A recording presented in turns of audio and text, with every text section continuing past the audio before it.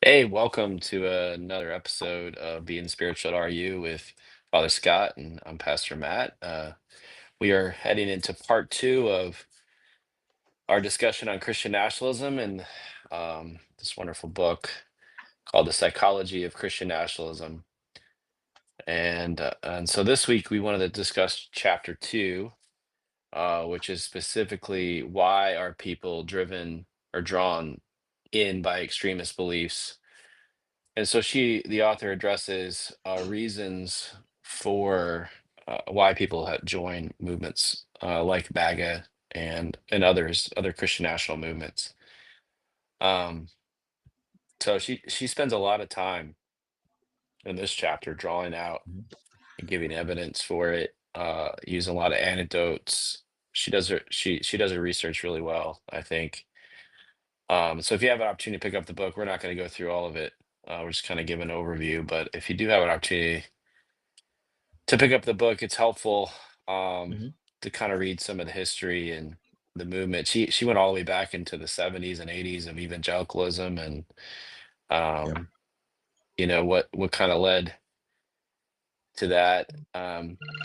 If I had to summarize it before we dive into her specific points, I would say um, she would say movements like this do a good job of making clear identity markers for how to join that give people maybe who are discouraged, lack hope, comfort that if they follow these identity markers, they'll be accepted, they'll be valued, they'll have a purpose, their problems will be solved. Right. Um, and so we discussed some of that last week, with some of the moral codes that Christian nationalism has. But I think the reason people do join is because following those things kind of gives them some comfort that I can do it. I can pull myself up by my bootstraps and I can fix my life. Right. We can fix our culture, kind of thing. I don't know if you had any thoughts Yeah, about on sort that. of people who feel a bit disenfranchised, who feel that they can, if they join a larger movement, that whatever the feeling they have that might be alienating them, or they feel like somehow left out, that will be kind of washed away or kind of like minimized by the larger group belonging. So, um, yeah, I think there's definitely a lot of she talks about she's a psychologist, so but she talks about the psychology of why people feel alienated from whatever they're trying to achieve, but that historically this is when they're so vulnerable in a lot of ways to other groups, other like movements that draw people in. So, um, but yeah, Yeah, we see this it is throughout history that yeah, movements like these happen and people get sucked in. And right, um, in some ways, for me, I always look for ways to show compassion. And, you know, I think yeah, that's a way to show compassion that people get sucked into these things, not really thinking it through, and they're just reacting, to their right, problems and they hear a good message or that tickles their little ear and right, um right. you And they know feel a need to belong, yeah. and they aren't getting that right now, and there's a reason why. And so yeah, they focus on finding a larger group to belong to, so they don't feel isolated. Yeah, so that's her first point in this chapter is the need for belonging and purpose. Mhm. um she says surround sound evangelization. Right. And this is where she spends a lot of time going into evangelicalism and the movement of revivalism, and she shows kind of how I guess culture moves from kind of evangelizing to join the church to really evangelizing to join a political movement. um Right. and that shift happens in the 80s Hmm. with the moral majority and Falwell and Hmm. Reagan. Reagan. The Yeah. vote for the American Christian vote pre-Reagan was split. You know, Yep. Yep. between Republicans and Democrats. I mean, Jimmy Carter was the first, Catholic practicing Catholic president, so he carried a lot of Christian vote. Um, Do you mean not Jimmy Carter? Do you mean he was a Baptist? Baptist, yeah. Sorry. I was gonna say because Yeah. yeah, That's um, Biden. Biden. Biden. JFK was the first Biden. Baptist or first Catholic. So yeah, Yeah. Sorry, yes. First Baptist, he taught the Sunday school. yeah, he was And definitely a sort of model Christian in a lot of ways. yeah. So And I believe he won the Christian vote like 55 to 45 or something like that. And Reagan, you know, consolidated the Christian vote in the 1980s and right. created this movement of what we see today. I mean, he was really the kind of the foundation of it, although his politics would be anti-MAGA in many ways at this point. Oh But yeah, and that's something they deny, but absolutely, he was anti-tariff. He was. Um, there were a lot of things about Reagan, but he was the beginning of this shift away from the Republican emphasis on sort of centralized government in a lot of ways, but also he moved toward the sense of basically this what he called the what do you call it? Um, his economic theories. I'm trying to think, but which the other Republicans at the time, including George H.W. Bush, the father, called voodoo economics. He talked about this idea of trickle down economics. If you make the rich richer, everyone will benefit. And mm, at the time, people were saying, well, that's not a working thing. But he was a movie star. He was like Hollywood, and he also embraced the right. He embraced, Jerry Falwell and others. And meanwhile, Jimmy Carter, I would say, was the most Christian in the sense of 20th century Christian president we've had. And yeah, he was a Sunday school teacher. I mean, he really focused on justice for the poor, but they would still say people still point to Reagan as the most Christian president we've had. And it just doesn't make any sense because there's no evidence for that. That, I mean, other than he claimed to be a good Christian, but he was not particularly a church goer and he wasn't somebody who really espoused teachings of Jesus. Um, they had this idea that somehow if you make the rich more powerful, that would somehow benefit everyone below. And we can see we're still seeing the fallout of that because we still see lower taxes on the rich. And if you look at from the 1950s, which was when America was great, America, let's make America great again. Let's go back to the 50s. The tax rate on the rich was over 50%. It was high. And now it's in the basement because of Reagan and others who like decided if we just make the rich more powerful, wealthier, that will benefit everyone below. And it's nonsense. Even like I said, even Republicans like George H.W. Bush called it voodoo economics. They called yeah. it that. Other Republicans called it voodoo economics. So Well, it was a way to capture the populace, to give people a sense of belonging that we talked about, right? So that I can be wealthy and right, prosper. And that's why we see today this dramatic protection of the wealthy class, of the billionaire right, class, really, yeah, for absolutely no reason other than they right, think, oh, that money will trickle down to me somehow. right. Um, If we just make the rich yeah, even richer, it'll benefit all of us. yeah. And so really, I mean, you have to hand it to the moral majority and Reagan. They did a great job of Oh, consolidating yeah. the Christian base. I think they saw the power of it that elected Carter, and if they could consolidate it, they could control elections. It took Right. them, a bit to get their footing on the right messaging, stopping the infighting and all Hmm. of that. But that was the foundation, the sense of belonging. And so they created all these moral codes, Hmm. this wealth pursuit. Um, and so yeah, so I think that's the foundation of why people headed to MAGA. Um, And Yeah. we even saw it in this past election. The A lot of folks I would ask, like, why are you voting for him? Why are you involved with that? Well, he's going to help my groceries, be Mm, cheaper. He's going to right. help my health care, right? And so they hear this messaging that they're going to take care of me.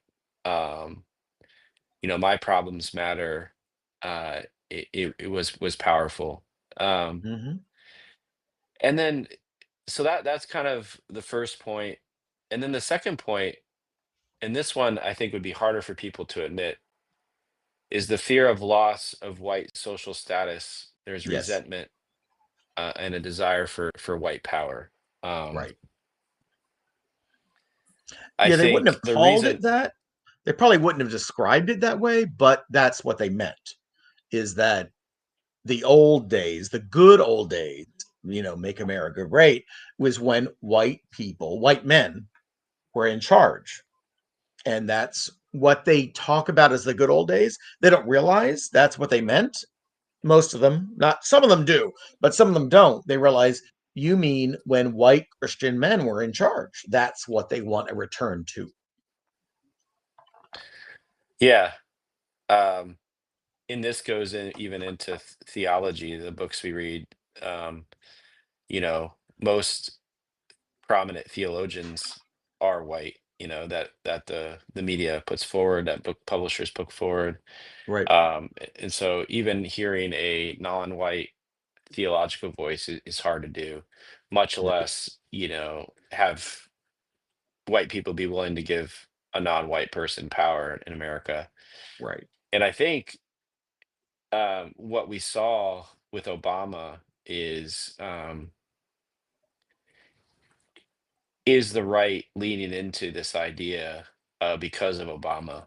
I think they took advantage of a black president and said, Hmm. look, all the problems he caused, the Make America Great Again, like you just said, referenced, was a return to white, prominence, white power. Hmm. Look at all these Hmm. problems Obama. He's still, Trump still refers to Obama as He's the creating these boogeyman. Yeah. problems. In fact, he's He's the brought boogeyman. Obama. Hmm. He wants to Yep. bring Obama up on charges. See, he's so evil, and um, Still that's a direct questioning his that was their legitimacy as a president. yeah, that was their way in, I think, to consolidate the base, to bring unity, that we don't want this problem again. Hmm. This black man leading again. Hmm. You don't want this. Um, and white folks jumped in hook, line, and sinker. I mean, even a lot of the narratives you hear today with this Project 2025 stuff of removing DEI, let's remove the ability to be diverse. Let's make that Right. racist, like, which is Right. wild, right? That Yep. Yep. giving people of color opportunity is racist. And women. We're in Yep. women. We're not saying white men can't have opportunity. We're just Right. saying, let's bring opportunity to people of color and to Right. women, and apparently that's racist. Yeah. Um, White male authority shouldn't be the default. And that's always been the default. It's always been like, who's in charge? White men, white Christian men are always in charge. yeah. And suddenly they're saying, well, people have challenged that. So we need to reinforce the fact that white men should be in charge. And I think this is, I mean, off topic a little bit, but I think this is why Trump won this second time. Is I think people didn't realize how much white people wanted power, and the fact that a black woman was put Yep. as a candidate, even people that couldn't stomach Trump were not going to vote for her Right. because of that. And I don't think people realize where America was. I don't think I did until after the fact when I was To that extent, yeah. di- yeah, either diagnosing some of the problem. they either voted for Trump or they stayed home. Yeah. And I talked to people directly who either stayed home or voted third party, but they Mhm. didn't want to vote for either. And the Right. reason why they didn't say this bluntly, but the reason was she was a black woman. Yep. So I think Yep. this is a big thing, and Trump and MAGA, they lean, and the Christian nationalist movement, they definitely lean into this. If you hear actual like on the ground Christian nationalists, they self-proclaim Christian nationalism. They will bluntly say that white people have more authority in the church and Mm. in by God, and Right. they don't even shy away from it. Yeah. So It's pretty brazen. Yeah. yeah.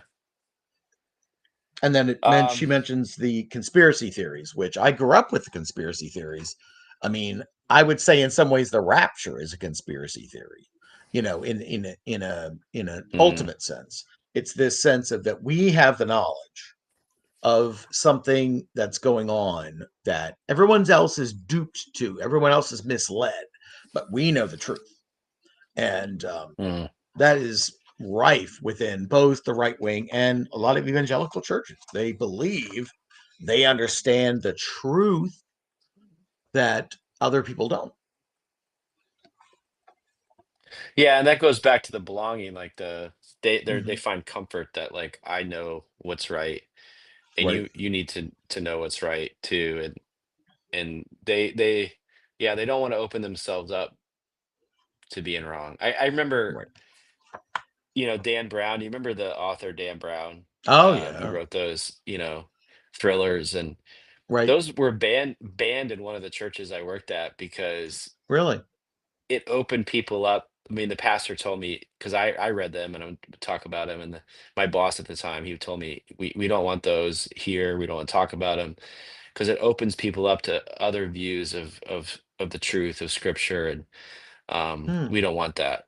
And so, like a lot of evangelical circles that I've been in, you can't even question, the truth that they hold.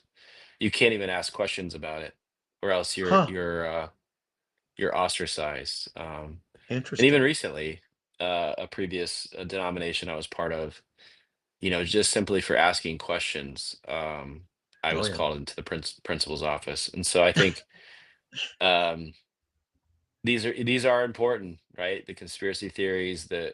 their view on truth.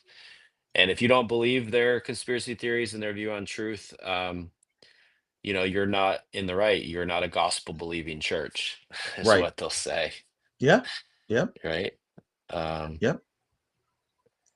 Well, I've known family members, I won't name names, but people who are survivalists, people who like are preparing for either the rapture, Armageddon, some other mm, like coming, event. And if you ask them, why do you believe that? Well, the Bible says it. Where in the Bible does it say that? I mean, we were talking, we were at an interfaith event last night, and mentioned the rapture. And one of the students, a Christian, said, um, where is the rapture in the Bible? I said, well, it's kind of coming from the epistles of Paul, the prophecies of the Old Testament. You're combining all these things. And they just kind of rolled their eyes. And I'm like, yeah, of course. I mean, a lot of what the classic, I would say, conspiracy theories, like the rapture, are really, really bad scriptural interpretation, but also just logically, they don't make a lot of sense. But that's one of their yeah. keys, though, is like, it doesn't make sense. Therefore, this is a good thing. We are Yeah, they somehow have all we the are charts. that's the proof Yeah, because yeah, it doesn't make sense to the average person. So it's proof. yeah, yeah, yeah, Um,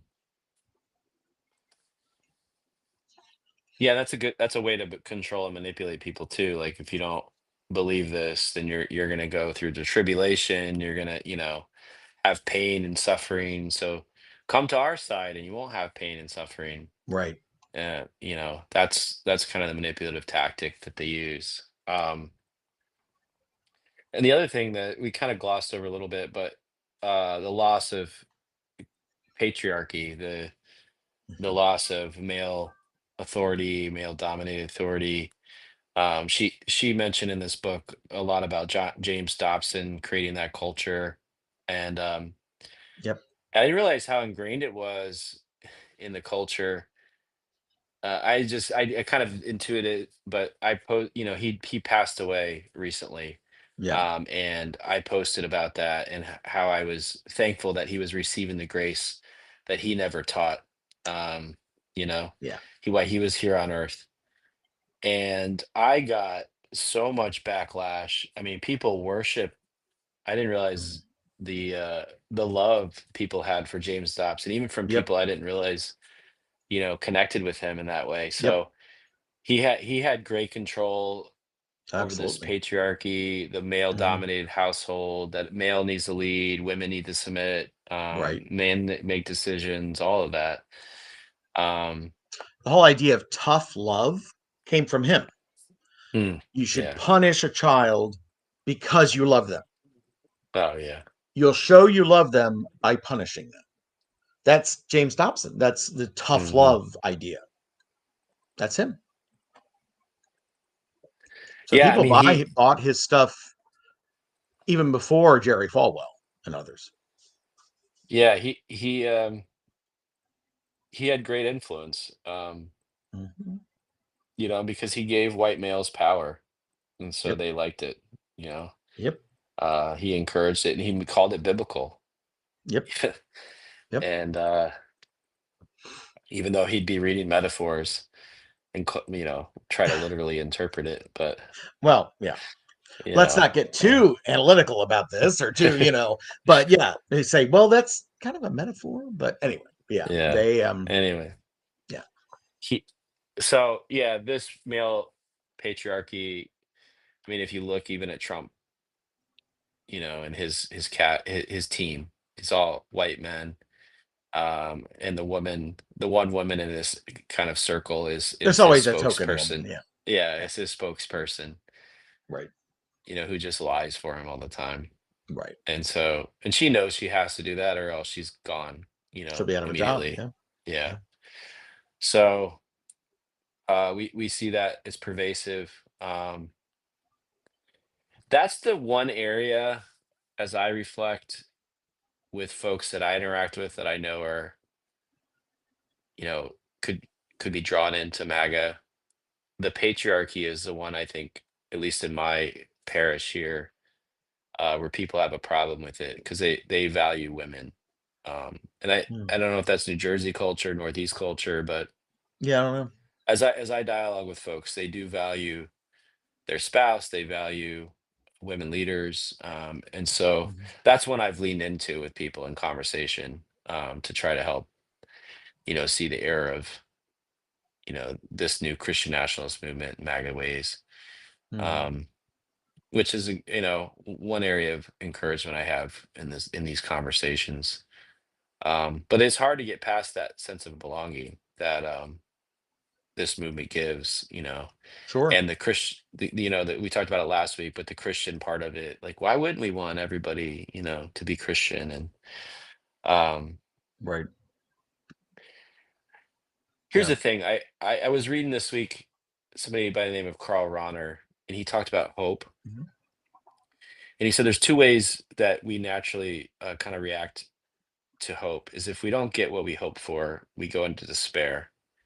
Mm. And if we do get what we hope for, or if we create what we hope for, like if we enact a plan and we accomplish something that we're hoping for, we create a system, or try to conserve what we created, right? And even through violence, maybe not actual pulling a gun out, but sometimes pulling a gun out, um, Yeah. to Yeah. try to protect what we created, right? We Right. we we bulldoze people over, and what he was arguing that, and he's coming out of Nazi, and what he was arguing is that Christ-filled hope, is beyond all of that. That Christ's hope is the resurrection. That Christ's hope is life, and that Christ is hope. And so we just rest in Christ being hope, and we don't try to create Mhm.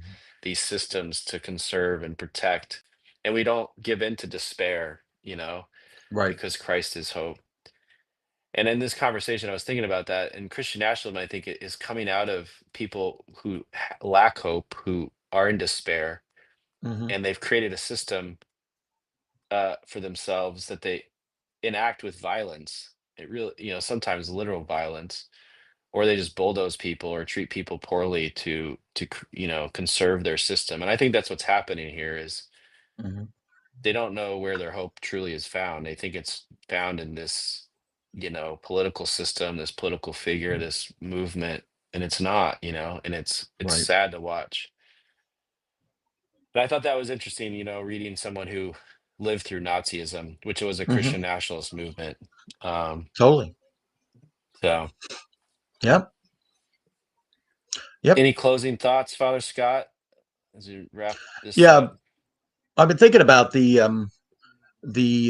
patriarchal part of that, that when the white power part of it, when Barack Obama was elected president, they lost their minds. This was awful. It was the worst catastrophe in the world.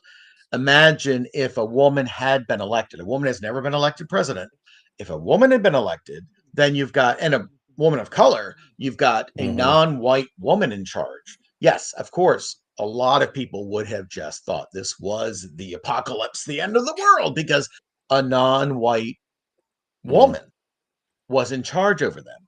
And yeah, that would be the end of the world for a certain element of the population. Yeah. They had to stop it. They had to keep it from happening. Mm. Yep. Sad to watch, and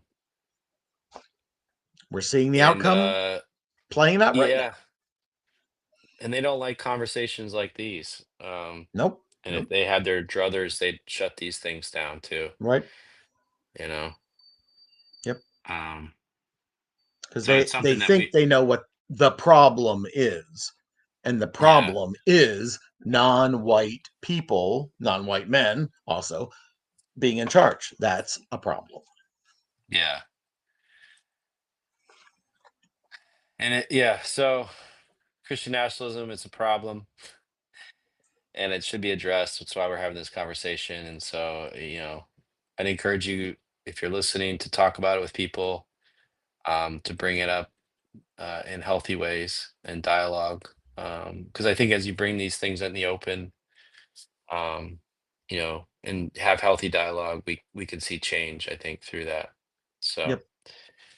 Absolutely. um, yeah, well, I think we'll close it off here for today. Okay. Um, and we'll do another part. We'll do part three next week, Sounds good. on this. And thanks for joining us today, and we'll see you next time. Take care.